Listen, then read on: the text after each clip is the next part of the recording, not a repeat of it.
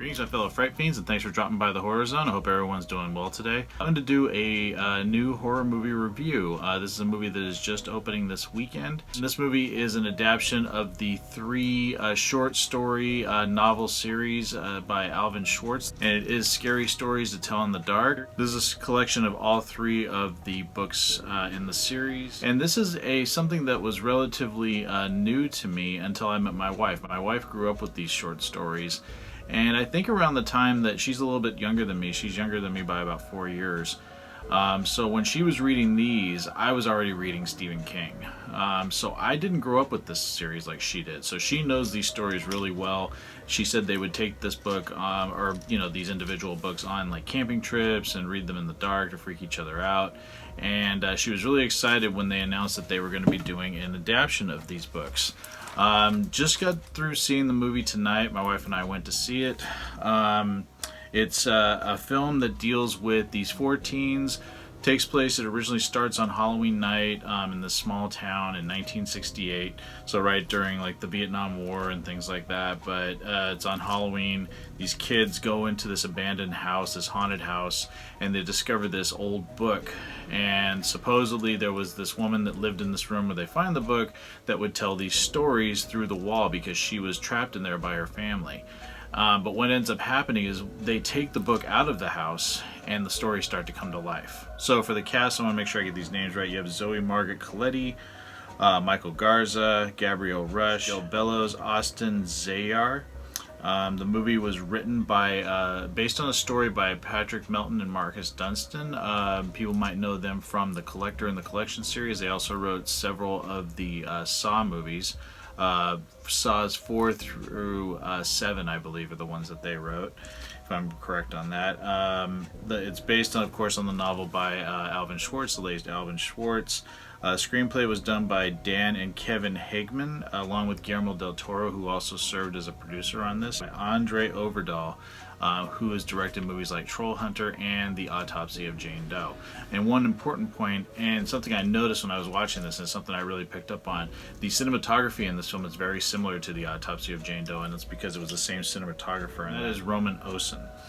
But what did I think of Scary Stories to Tell in the Dark? Did it live up to this book, this beloved book that I've come to become more familiar with because of my wife? I think it absolutely did. This movie is I would say that this movie is a perfect film for people like me that grew up in the 80s and 90s, where there were dark movies, dark stories that involved children. I think in the last couple of decades, children's movies, especially ones that deal with monsters, have become very cartoonish. This for me was in between something not as hardcore as something like It, but it's not as tame as something like Goosebumps. I think this could be a bridge to younger audiences getting into more, riskier horror films. I think for a PG-13 horror film, I think this was absolutely fantastic. There's some terrific performances. All of the actors were fantastic in it. None of the children actors came off as phony or forced. They all had a very natural way about their acting. They all felt like friends. Really got behind all of them. The effects in this were really well done. There is a lot of CGI in this. I know this film was shot on a very limited budget. I believe the budget was under $30 million. I think it was $28 million if I'm correct.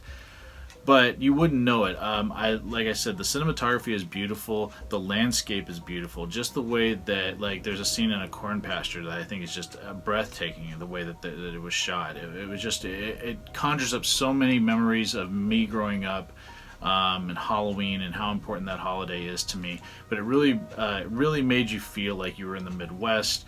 It had a terrific palette to it in terms of the colors and the tones, and you really felt like it was Halloween and back in the 60s. And the stories are pulled right from the book. They didn't make anything up. They changed a couple things, and I don't want to get into it for people that haven't seen the movie yet. Just small little things that kind of irked my wife because two of her favorite stories from the books were featured in this film, and they tweaked one little thing that kind of irritated her. But outside of that, I mean, it was very effective. It was very well done. The music was terrific. The atmosphere was terrific. There's some really good jump moments in it, but not so much like overly done.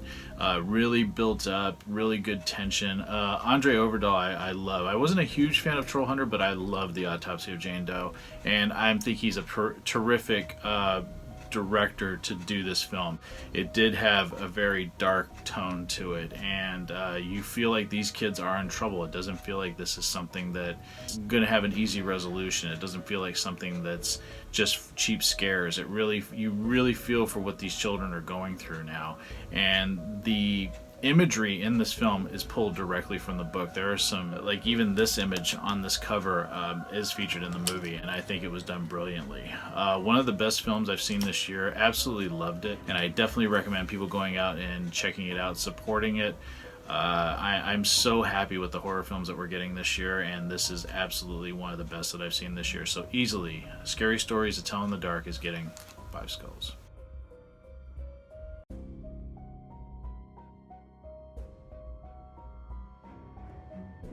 So that is my review of Scary Stories to Tell in the Dark, the brand new film that just is going to be released this weekend. I'm curious if anybody else has seen it or if anybody else is looking forward to seeing it. If you guys have seen it, let me know your thoughts down in the comments section below. Would love to hear from everyone.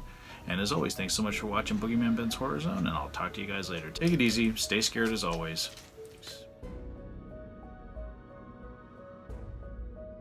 I have a Patreon page. If everybody wants to help support me, the link is down below. And if you do help support me, Dracula here will get more treats, and Dracula really loves his treats. So any support that you can give me would be very, very much appreciated. Right, Drac?